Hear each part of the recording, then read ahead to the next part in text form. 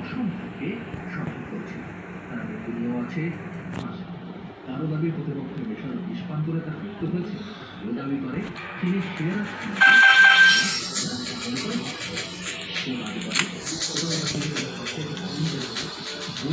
করতে গিয়ে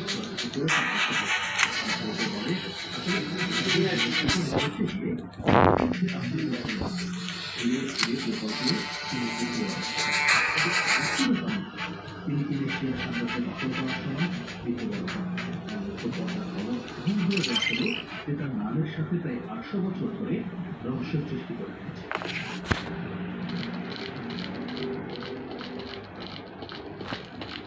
গোত্রের ঐতিহ্য অনুযায়ী চিকিৎসা নিজেও চাইতেন তার কবর দেওয়া হয় গোপন করতে। সেই নির্দেশে তিনি দিয়ে রেখেছিলেন কিভাবে তার কবর দেওয়া হয়। তার নির্দেশ অনুযায়ী কয়েক হাজার সৈন্য তার কঠিন নিয়ে যাত্রা শুরু করে। সে কুকুর গোড়া থেকে শুরু করে যত মানুষ এই কঠিন যাত্রা দেখেছে সবাই জানতে পারে সন্ধ্যা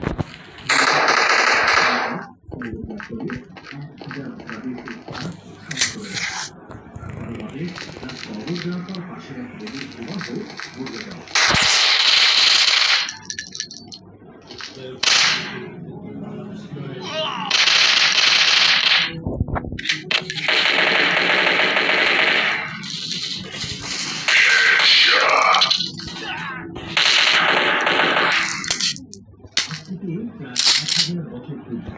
পৃথিবীর অন্যতম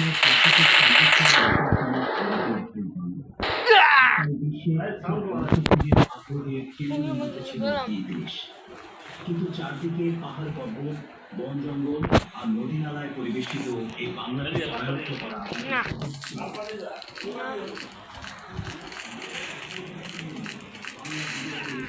একজন তুর্কি সেনাপতি নাম তার ইখতিয়ার উদ্দিন মোহাম্মদ বিন। ভারতের পশ্চিম বিহার আর সমগ্র বাংলাদেশকে গঠিত সুবিশাল রাজ্য বাংলার প্রথম মুসলিম শাসক এই বখতিয়ার খিলজিকে নিয়ে যুগ ধরে চলে এসেছে নানান চর্চা। কেউ কেউ মনে করেন ইখতিয়ার উদ্দিন মোহাম্মদ বিন বখতিয়ার খিলজি ছিলেন ইসলামের একজন নিবেদিত শাসক, আল্লাহর জমিন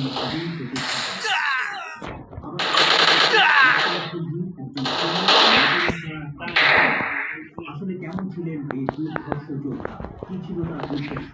সত্যি কি তিনি মাত্র 18 জন সৈন্য নিয়ে বাংলা জয় করেছিলেন, নাকি তা মানুষের মুখে মুখে ছড়ানো এক ডাল গল্প? সবকিছু বিস্তারিত জানতে হলে দেখতে হবে সম্পূর্ণ ভিডিওটি। বাংলাদেশ থেকে 3168 কিলোমিটার দূরে অবস্থিত আফগানিস্তানের হেলমান্দ নামক একটি প্রদেশ আছে, যা একসময় পরিচিত ছিল। 1150 সালে এই গরম শিরে কোনো এক অভাবগ্রস্ত পরিবার জন্মগ্রহণ করেন ইতিহাসগত এই বীর। জন্ম আফগানিস্তানে হলেও জাতিকে বখতিয়ার খিলজি ছিলেন তুর্কি। তার পূর্বপুরুষেরা ভাগ্যের অন্বেষণে আফগানিস্তান এসে বসবাস শুরু করে। খুব ছোটবেলায় বখতিয়ারের বাবা মা ছোটবেলা থেকে ছিল ভীষণ কষ্ট আর অভাব অনটনের মধ্যে। দেখতে কালো, খাটো আর লম্বা বখতিয়ারকে নিয়ে সবাই অভিযোগ করত। অভাবের কারণে সিদ্ধান্ত নেয় শহর ত্যাগ করে শহরে যাবে। সিদ্ধান্ত অনুযায়ী পশ্চিম আফগানিস্তানের শহর গজনি ও সিরাতের মাঝামাঝি স্থানে অবস্থিত বিখ্যাত রাজ্য ঘুরে চলে আসেন বখতিয়ার। তখন মুঘল সাম্রাজ্যের রাজা ছিলেন সুলতান মুইজুদ্দিন মোহাম্মদ ঘুরি, যিনি সে সময় প্রস্তুতি নিচ্ছিলেন হিন্দুস্তান জয় করা। বখতিয়ার চাইলেন মোহাম্মদ ঘুরির সৈন্যবাহিনীতে যোগ দিয়ে হিন্দুস্তান তথা ভারতবর্ষ অভিযানের অংশ পেতে। কিন্তু মোহাম্মদ ঘুরির সৈন্যবাহিনীকে যোগ দেওয়ার শর্ত ছিল থাকতে হবে নিজস্ব ঘোড়া এবং তলোয়ার। পায়ে হেঁটে বড় শিশুকে গজনি আসা হতদরিদ্র বখতিয়ারের কাছে ছিল না একটা পয়সাও। তাই মোহাম্মদ ঘুরির সেনাবাহিনীতে যোগ দেওয়া হলো না। বিশাল অর্থ সম্পদ ছাড়া ঘরে ফিরবে না এমন প্রতিজ্ঞা নিয়ে ঘর ছাড়া বখতিয়ার জীবিকার জন্য তখন গজনি ও হিরাতের বাজারে কুলির কাজ শুরু করে। এভাবে কয়েক বছর কেটে যায়। এর মধ্যে মোহাম্মদ ঘুরির হাতে হিন্দুস্তানের পতন ঘটে এবং দিল্লিতে মুসলিম শাসন চালু হয়। বখতিয়ারের কাছে তখন মুসলিম রাজ্য তৈরি করছে। সুতরাং কাজের সন্ধানে গজনি ছেড়ে বখতিয়ার পাড়ি জমায় ভারতের পথে। বখতিয়ারের সহায় হয় না, শুধুমাত্র দেখতে দিল্লির শাসক কুতুবউদ্দিন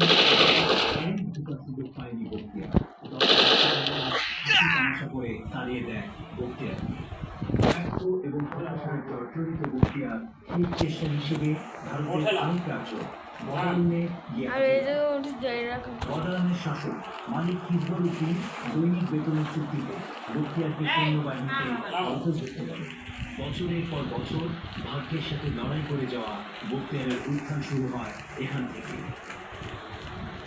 বদায়নের সেনাবাহিনীতে বেশ কয়েক বছর কাজ করার পর বখতিয়ারের নাম ও খ্যাতি আরও গতিতে ছড়াতে থাকে ভারতবর্ষ জুড়ে। সম্মুখ যুদ্ধে বখতিয়ারের সাহসিকতা অযোধ্যা দ্বীপে আরো বড় চাকরির ডাক আসে বখতিয়ারের। বদায়নের হাত চুকিয়ে অযোধ্যা গিয়ে দায়িত্ব পান উদয়পুর নামে এক অঞ্চলের নিরাপত্তা রক্ষা। বেশ কতদিন যোগ্যতা বখতিয়ার অযোধ্যার শাসনকর্তা হুসাইনুদ্দিনের আস্থাভাজন করে দেয়। হুসাইনুদ্দিন বখতিয়ারকে দিল্লি ও ভারত নামের দুটি অঞ্চলে ভারতবর্ষের অনেক অংশে তাদের বার্তা পৌঁছে দিল সমগ্র ভারতকে স্বামী শাসন ক্ষমতায় নিয়ে আসে। সেই চিন্তা অনুযায়ী বখতিয়ার তার আশেপাশের অঞ্চলে আক্রমণ করতে থাকে। বখতিয়ারের এই কর্মকাণ্ডের দিকে আঙুল তুলে বখতিয়ারকে দস্যু লুটেরা হিসেবে আখ্যায়িত করে একদল মানবতাবাদী, যাদের অভিযোগ শান্তিপূর্ণ রাজ্যগুলোতে আক্রমণ চালিয়ে বখতিয়ার সেসব রাজ্যের শান্তি বিনষ্ট করেছে, হত্যা এবং লুটপাট করেছে।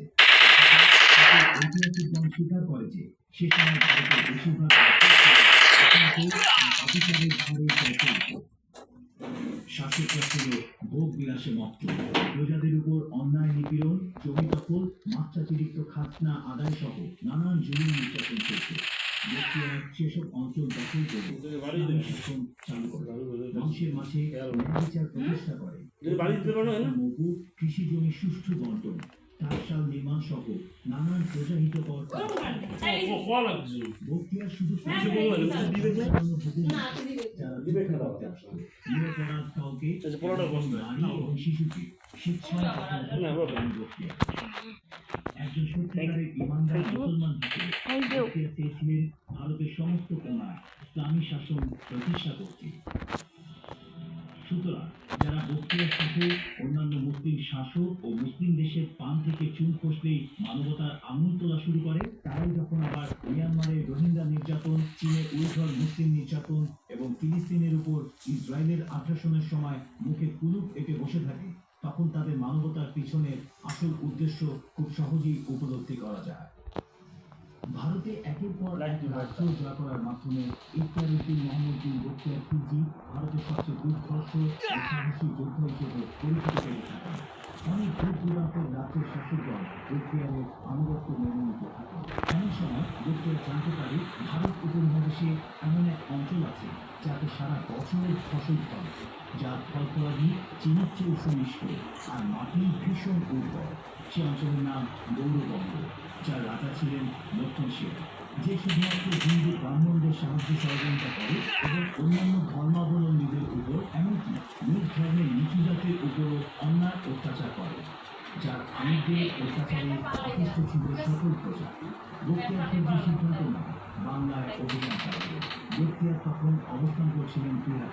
বিহার থেকে বাংলায় যেতে হলে অর্থের পথ পাড়ি দিতে হবে নৌকাতে। এর আগে কখনো নদীপথে যাতায়াত করেনি বখতিয়ার। তবে বখতিয়ারের একজন আমির ছিলেন যার নাম জহুরুল্লাহ। সে আশ্বস্ত করেন নদীপথে নির্বিঘ্নে যাতায়াতের ব্যবস্থা করে দিলেন। জহুরুল নামের বিশেষ ব্যবস্থা ৩,৫০০ সৈন্য নিয়ে বখতিয়ার রওনা দেন বাংলার উদ্দেশ্যে। নদীপথে বাংলায় পৌঁছাতে প্রায় ৩ মাস লেগে যায় বখতিয়ার বাহিনী। তাই স্থলপথে নেমেই বখতিয়ারের আর তর্স ছিল না। পথ প্রদর্শককে সামনে ভাগে রেখেই ক্ষিপ্র গতিতে ঘোড়া নিয়ে চলতে থাকে বখতিয়ার। বখতিয়ারের কাছে খবর ছিল বাংলার রাজধানী বিক্রমপুর হলেও রাজধানী থেকে বেশ খানিকটা দূরে নদিয়া নামক অঞ্চলে বাংলার রাজা লক্ষণ সেন বিলাসী সময় কাটাচ্ছেন বাহিনীদের নিয়ে। বখতিয়ার তাই প্রথমে নদিয়া আক্রমণ করেন। নদিয়ার প্রবেশ মুখে পৌঁছে বখতিয়ার লক্ষ্য করেন সে এত ক্ষিপ্র গতিতে ঘোড়া চালিয়ে এসেছিলেন যে সব মিলিয়ে মাত্র 18 জন সৈনিক তার গতির সাথে তাল মেলাতে পেরেছে। বাকিরা সবাই পিছনে পড়ে গেছে। বখতিয়ার অপেক্ষা করতে চাইলেন, সে 18 জনকে সাথে নিয়ে নদিয়ার রাজবাড়িতে পৌঁছান। এদিকে রাজা লক্ষণ সেন নদিয়া অবস্থান করলেও খুব বেশি সেনাবাহিনী তার সাথে ছিল না। কারণ প্রথমত রাজা এখানে আমোদ ফুর্তি করার জন্য এসেছে, তাই যতটুকু রাজার নিরাপত্তার জন্য দরকার ততজন সৈন্য নিয়ে এসেছে। দ্বিতীয়ত নদিয়া ছিল 3 দিক দিয়ে নদী বেষ্টিত একটি অঞ্চল, সুতরাং নদিয়া আক্রমণ করা খুব একটা সহজ ব্যাপার ছিল না। তবুও বখতিয়ার ঝাড়খণ্ডের জঙ্গলের মধ্য দিয়ে চলে আসেন বাংলা এবং আক্রমণ করেন নদিয়া। সৈন্য নিয়ে যখন বখতিয়ার রাজবাড়ির সামনে আসেন তখন প্রহরীরা তাদের আসার কারণ সম্পর্কে জিজ্ঞাসা করেন। বখতিয়ার তখন নিজেকে ঘোড়া ব্যবসায়ী হিসেবে পরিচয় দেন। প্রহরীরা ভিতরে প্রবেশের অনুমতি দিতে যাবে, এমন মুহূর্তে পিছনে থাকা বখতিয়ারের বিশাল সৈন্যবাহিনী এসে উপস্থিত হয়। প্রহরীরা তখন প্রাণের ভয়ে পালাতে শুরু করে। বখতিয়ার তার বাহিনী সহ ভিতরে প্রবেশ করে। সে মুহূর্তে রাজা লক্ষণ সেন দুপুরের খাবার খাচ্ছে। তার প্রাসাদ দখল হয়ে যাচ্ছে এমন খবর শুনে খাবার খেয়েই পিছনের দরজা দিয়ে নদী পথে পলায়ন করেন তিনি। প্রায় বিনা বাধায় নদিয়া দখল করে ইখতিয়ারউদ্দিন মঈনুদ্দিন বখতিয়ার খিলজি। নদিয়া দখলের পর গৌড়বঙ্গের আরেক গুরুত্বপূর্ণ শহর লক্ষণবতী দখল করে তার নাম দেন লক্ষ্মীবতী এবং বাংলার রাজধানী হিসেবে ঘোষণা করে। বাংলা বিজয় করার পর সেখানে জনগণের উপর কোনো হত্যাযজ্ঞ বা লুটপাট চালাননি বখতিয়ার। রাজা লক্ষণ সেনের রাজমহল থেকে বিপুল পরিমাণ ধন সম্পদ পান। কুতুবউদ্দিন আইবকের দরবারে পাঠিয়ে দেন। বাংলার প্রশাসনিক অবকাঠামো তৈরি করে এবং হাজার হাজার মানুষ ইসলাম ধর্ম গ্রহণ করেন।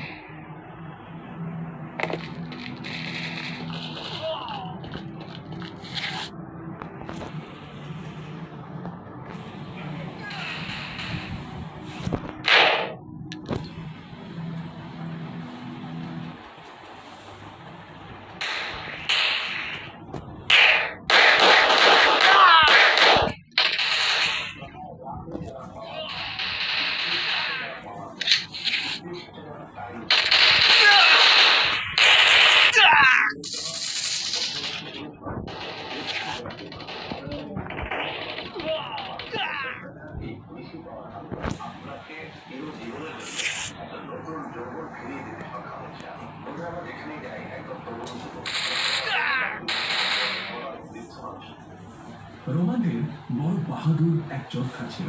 মৃত্যুর মালায় আজরাইলের নামে তার নাম ছিল আজাদি।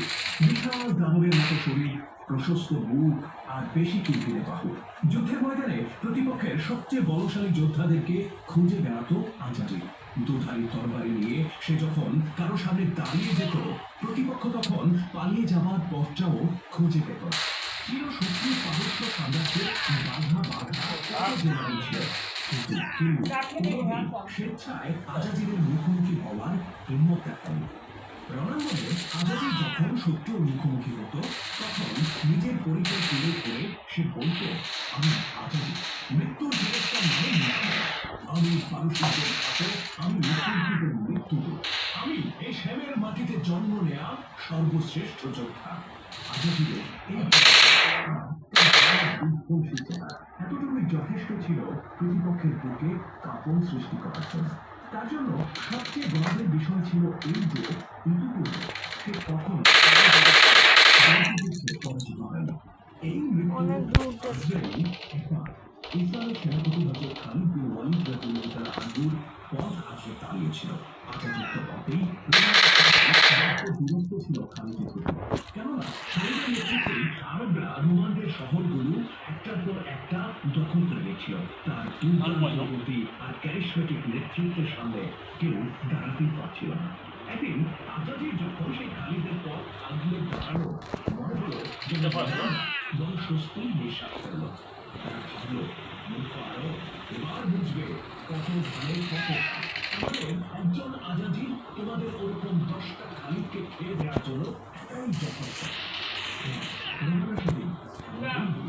আর উপস্থিত মুসলিম যোদ্ধা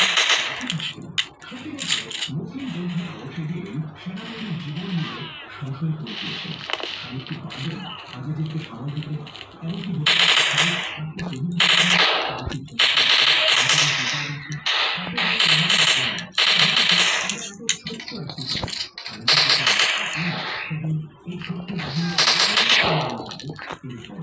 এই প্রশ্ন সেদিন ভিড় করেছিল সৈনিকদের করে। কিন্তু আমাদের স্মরণ যিনি সামনে দাঁড়িয়ে তিনি সেদিন ভাবে গিয়েছিলেন যারা তিনি কোন জাতের কোন ক্লাসে সেদিন যারা ধারণা রাখেন তারা নিশ্চয়ই অনুভব পাচ্ছেন। আমি সেদিন এতটুকু ভাবে জানি, কিন্তু তিনি সেদিন এমন এক কাণ্ড করে বসেন যা ছিল তার দীর্ঘ লক্ষ্য জীবন। আপনি শুধু কল্পনা করুন আমাদের বর্ণিত জামার গলা চেপে ধরে খানিক টেনে দেখে নিজের কাপড় দিকে নিয়ে যাচ্ছেন, অতপর সেখানে নিয়ে এত বড় যোদ্ধা কখনো দ্রুত যুদ্ধে পরাজিত হয়নি, তার সাথে খানিক এমনটা করছেন এই কথা ভাবা যায়। হ্যাঁ, আপনারা যেমন বিশ্বাস Sei muito bem nessa mina, cabeça nós já conhece. Sei muito bem nessa mina, cabeça nós já conhece.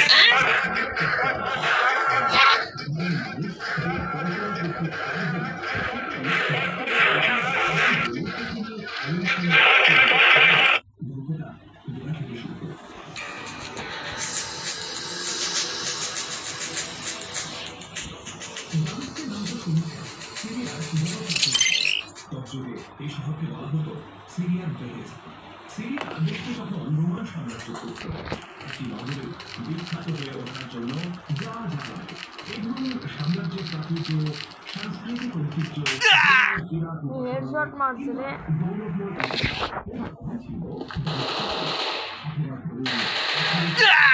কিংবা শক্তিশালী প্রতিরক্ষা ব্যবস্থা কোনো কিছুতেই ঘাটতি ছিল না এই নগরে। এই দামেস্ক নগরীর গুরুত্ব ছিল অনেক বেশি। মুসলিম বাহিনী যখন সিরিয়ায় প্রবেশ করে তখন হেরাক্লিয়াস এই দামেস্কের নিরাপত্তা নিয়ে এরই মধ্যে মুসলিমরা সিরিয়ার বেশ কয়েকটা শহর দখল করে নেয়, আর তাদের গতিবিধি বলে দিচ্ছিল তারা দামেস্কের দিকেই অগ্রসর হচ্ছে। হেরাক্লিয়াস আর হাত দিকে বসে থাকতে পারে। আপন জামাতা থমাসকে তিনি পাঠালেন সদর দপ্তরে। সাথে ডেকে পাঠালেন দামেস্কের প্রশাসন আর প্রতিরক্ষার সাথে জড়িত গুরুত্বপূর্ণ আর বেশ কয়েকজনকে। তাদের সাথে আলোচনা করলেন, পরামর্শ করলেন এবং শেষমেশ সবাইকে যাত্রার দায়িত্ব তুলে দিলেন। সদর দপ্তরে যাদেরকে ডেকে পাঠানো হয়েছিল তাদের একজন ছিল সংযুক্ত তথা আচার্য। দুর্গের প্রতিরক্ষার মূল দায়িত্ব এই আচার্যদের উপরেই অর্পিত ছিল। নিয়মিতভাবে 12,000 সৈন্য তার অধীনে ন্যস্ত ছিল। এবার আচার্যকে সাহায্য করতে হবে সম্রাট হেরাক্লিয়াস আরো 5,000 অতিরিক্ত সৈন্য। তাতে তো কোনো সমস্যা নেই, কিন্তু সমস্যা হয়েছে অন্য জায়গায়। তাদেরকে প্রমাণ করার সৈন্যদের সাথে পাঠানো হয় পুরুষ নামে আরেকজন জেনারেলকে। বলা পুলিশ কিন্তু এই পুরুষকে দুই চোখে দেখতে পারে এবং সম্রাটের এই দুই জাতীয় সেনাপতি এরা একে অপরকে প্রতিপক্ষ মনে করত, এমনকি পরস্পরের মৃত্যু কামনা করত। যে আশঙ্কা থেকে তাদের দুর্গ শীঘ্রই সেটা সত্য প্রমাণিত হয়। খালিদ তার বাহিনী নিয়ে সরাসরি দামেস্কের উদ্দেশ্যে রওনা হয়ে যায়। টানা 3 দিন অগ্রসর হওয়ার পর দামেস্ক শহর থেকে 12 মাইল দূরে মার্জুস সাফার নামক এক জায়গায় খালিদ পৌঁছে যান। সেখানে বিস্তৃত সমভূমিতে এক বিশাল রোমান বাহিনীকে তিনি প্রস্তুত অবস্থায় দেখতে পান। রোমানদের এই বাহিনীর নেতৃত্ব ছিল সেই আজাদ দামেস্কের পূর্ববর্তী ওমর তাদেরকে এখানে পাঠিয়ে দিয়েছেন যেন আগত মুসলিম বাতাস গায়ে লাগার আগে ধ্বংস করে দেওয়া হয়। কারণ মুসলিমদের মূল বাহিনীটি তখন খালিদের সাথে অস্বাভাবিক মূল বাহিনী এখানে পৌঁছতে কম করে হলেও ঘন্টা 2 অবশ্য খালিদ ভাবে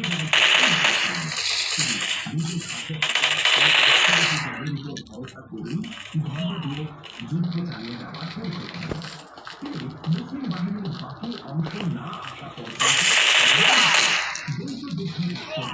সিদ্ধান্ত নেয়। যারা কম বেশি ইতিহাস পড়েছেন তারা জানেন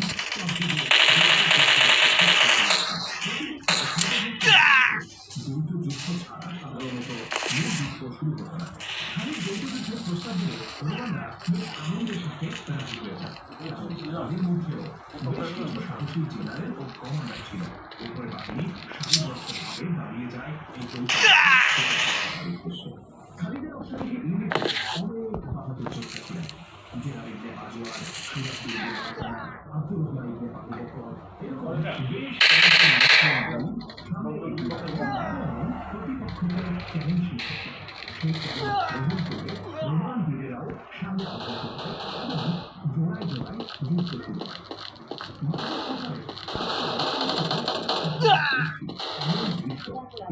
দুই থেকে 4 বছর কেউ কল্পনা করতে পারত না।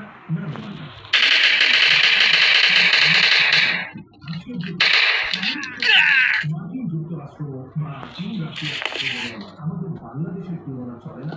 ঠিক তেমনি সপ্তাহে রোমানদের সাথে ভারতীয় তুলনা চলত না। আমরা কখনো কল্পনাও করতে পারছি না তারা এই রোমানদের বিরুদ্ধে একদিন অস্ত্র ধারণ করবে। কারণ রোমানরা তখন পরাশক্তি, আমরা একটা দুর্বল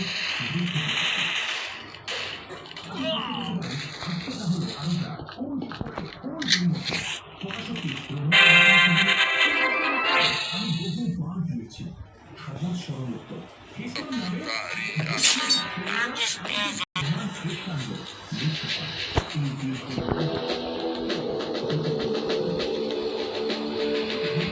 সময় ভাবলেন অনেক হয়েছে, এবার আমার নিজের কেলমাদের তো খালিদ মুসলিম লীগকে ফিরে আসার নির্দেশ দিলেন এবং নিজের সামনে অগ্রসর হলেন। দুই বাহিনীর মাঝখানে এসে খালিদ গর্জে বললেন, ওয়ালিদের পুত্র খালিদ, তোমাদের মধ্যে কে আছে যে আমার মোকাবিলা করবে? খালিদকে মোকাবিলা করার দুজনে ছিল, আজাজি আর কুরুস। এরই মধ্যে দ্বৈত যুদ্ধে রোমান বীরদের যে পরিণতি করেছে তা দেখে বেচারা কুরুস তো ভেতরে ভেতরে বেশ ঘাবড়ে গিয়েছিল। এই অবস্থায় খালিদকে মোকাবিলা করতে সে ছিল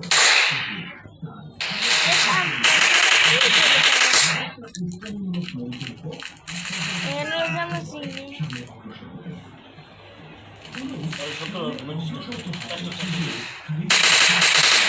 অস্ত্র বের না করে বরং সে খালিদের সাথে কথা বলার প্রস্তাব কর্ণপাত না করে নিজের বর্ষা দিয়ে পুরুষকে একটা সাংঘাতিক আঘাত করে। কিন্তু পুরুষ অস্বাভাবিক সক্রিয়তার সাথে প্রতিহত করে। খালিদ তার বর্ষা দিয়ে দ্বিতীয়বার আঘাত করলে সেটাও করে পুরুষ। পরপর দুই আঘাত ব্যর্থ হওয়ার পর খালিদের মধ্যে একটা জেদ চেপে বসে। তিনি বর্ষাটি দূরে ছুঁড়ে ফেলেন এবং পুরুষের খুব কাছাকাছি যেয়ে তার জামার কলার ধরে ফেলেন। তিনি পুরুষকে পুরুষ এত বড় জেনারেল অথচ মাটিতে করে নিথর করে হয়তো খালিদের বিরুদ্ধে লড়াই করার যে হিম্মত সেই পুরুষকে বন্দী করে দেয়।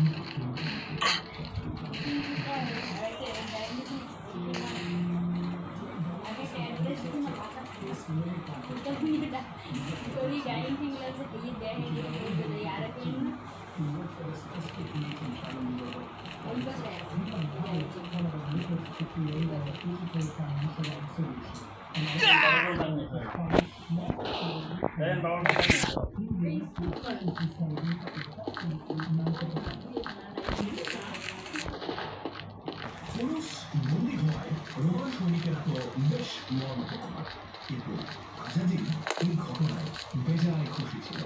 সে কামনা করতে থাকে মুসলিমরা পুরুষকে এখনই হত্যা করে ফেলে। খালিদকে পরাজিত করা একটা বড় বাসনা তার মনে বসেছিল। অতীতে সে বহুবার বহু যুদ্ধে নিজের বাহাদুরিকে বিভিন্ন যোগ্যতা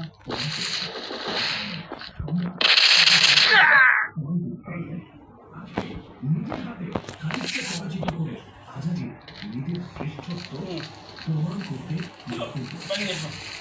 ছিল খুব ঠান্ডা মাথার যোদ্ধা। কিছুটা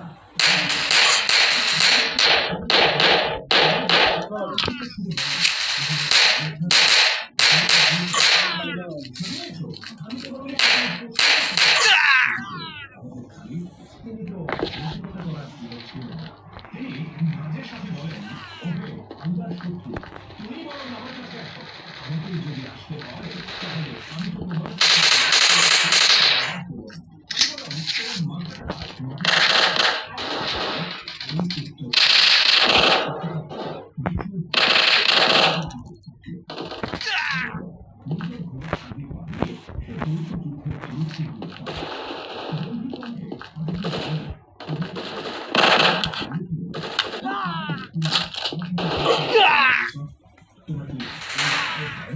আমি তোমাকে হত্যা করে ফেললে তোমার বাহিনী নেতৃত্ব ভাড়া হয়ে পড়বে।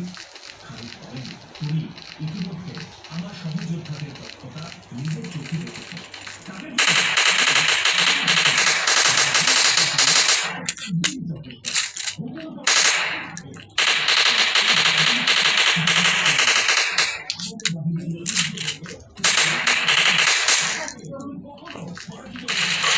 কারণ তোমরা রোমানরা বেঁচে থাকার ব্যাপারে যতটা ¿Cómo haces, papá?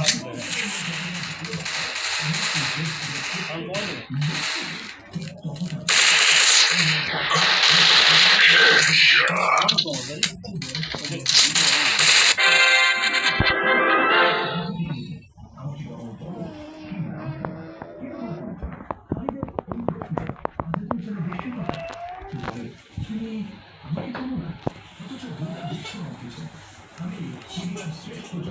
আমি পারসিকদের ঘাতক। এই নামে সবাই চেনে আমাকে। আজকে তোমাকে হত্যা করার পর তোমার লোকেরাও আমাকে এই নামেই চিনবে। খালিদ রাদিয়াল্লাহু তাআলা আনহু তিনি বলেন, আমার ভয় হয় যার নামে তুমি পরিচিত সেই আজরাইলই হয়তো উদ্গ্রীব হয়ে অপেক্ষা করছে তোমাকে জাহান্নামে পাঠানোর জন্য। আজাদি খালিদের এই মন্তব্যকে গুরুত্ব দেয়। সে বলেন, প্রসঙ্গ বলতে ফেলে জিজ্ঞাসা করেন, আচ্ছা বলতে পুলিশকে তোমরা কি করেছ? তাকে শিকল দিয়ে বেঁধে রেখেছি। কেন? মায়া হচ্ছে নাকি তার জন্য? আজাজি হেসে বলে, ওর মতো শয়তানের জন্য মায়া হবে আমার? এত বড় হৃদয়বান মানুষ আমি না। আমার আসলে কৌতূহল হচ্ছে তাকে কেন তোমরা হত্যা করছো না? তুমি কি জানো না রোমানদের মধ্যে এই লোকটা সবচেয়ে ধূর্ত? খালিদ রাদিয়াল্লাহু তাআলা আনহু বলেন, তাকে হত্যা করছি না একটা কারণ, আমার মনের মধ্যে একটা সুপ্ত বাসনা আছে। আজাজি বেশ আগ্রহ ভরা চোখে খালিদের দিকে তাকিয়ে থাকে। খালিদ বলতে থাকে, আমি তোমাদের দুজনকে একসাথে শিকল দিয়ে পাশাপাশি বেঁধে রাখতে চাই। তোমাদের দুজনের পিঠে পিঠ লাগিয়ে একটা দড়ি দিয়ে তোমাদেরকে বাঁধার পর দৃশ্যটা কেমন দেখাবে সেটা দেখার বড্ড ইচ্ছে আমার। আজাদি খালিদের এই একটা আস্থা দেন, সে ছাড়ো তো ওসব কথা। আমি বলি, শোনো, পুলিশকে হত্যা করে তার মাথাটা আমার হাতে তুমি দিয়ে দেবে। বিনিময়ে আমি তোমাকে 10,000 স্বর্ণমুদ্রা দেব, সাথে 10টা বকেটের জামা আর 5টা ঘোড়াও পাবে। খালিদ রাদিয়াল্লাহু তাআলা আনহু কৌতূহল ভরা কণ্ঠে বলেন, তাই নাকি? পুলিশের মাথার দাম তোমার কাছে এত বেশি? তাহলে আমাকে এই কথাটা তো বলো, তোমার মাথায় আমি কাটবো না, তার জন্য তুমি আমাকে কি দেবে? আজাজি বলে, তুমি বলো তুমি আমার কাছে কি চাও? খালিদ বলেন, আমি জিজিয়া চাই। নিজের হাতে জিজিয়া সংগ্রহ করে মদিনায় পাঠিয়ে দেবে। এই যে এতক্ষণ দুই সেনাপতির মধ্যে দীর্ঘ আলাপচারিতা হলো, এর মধ্যে খালিদ আজাজিকে বেশ কয়েকবার খোঁচা দিয়ে কথা বলছেন, কিন্তু আজাজি মাথা ঠান্ডা রেখেছে। কিন্তু এবার খালিদ যে কথাটা বললেন, আজাজি তাতে প্রচন্ড খেলে গেল।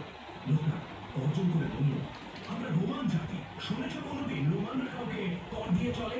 আমরা কর দিই না, আমরা অন্যদের থেকে কর ছিনিয়ে নিই। জিজিয়া চেয়ে যে স্পর্ধা তুমি আমার সাথে দেখালে, এখন তোমাকে তার খেসারত দিতে হবে। এই কথা বলতে বলতে তরবারি কোষমুক্ত করে ফেলে আজাজি।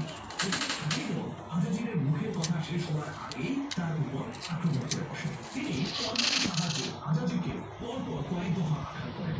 আজাজি প্রতিটি আঘাত প্রতিহত করে এবং সম্পূর্ণ অক্ষত থেকে যায়। খালিদ রাদিয়াল্লাহু তাআলা আনহু দক্ষতা ও ক্ষিপ্রতার সাথে আঘাতগুলো করেছিলেন, মনে হলো আজাদি যেন তার চেয়েও অধিক দক্ষতার সাথে সেগুলো প্রতিহত করত। উপস্থিত রোমান যোদ্ধারা তো বটেই, মুসলিমরাও আজাজিরের এই দক্ষতায় মুগ্ধ হয় এবং তার দিকে প্রশংসার দৃষ্টিতে তাকিয়ে থাকতে বাধ্য হয়। কেননা তাদের মহান সেনাপতি খালিদ বিন ওয়ালিদের সাথে সমান তালে লড়াই করেছে এরকম যোদ্ধা তারা তাদের সমগ্র জীবনে খুব কমই দেখেছে। আজাজিরের এই ক্ষুদ্রতায় খালিদ নিজেও মুখের মতো বেশ কিছুটা সময় দাঁড়িয়ে থাকেন।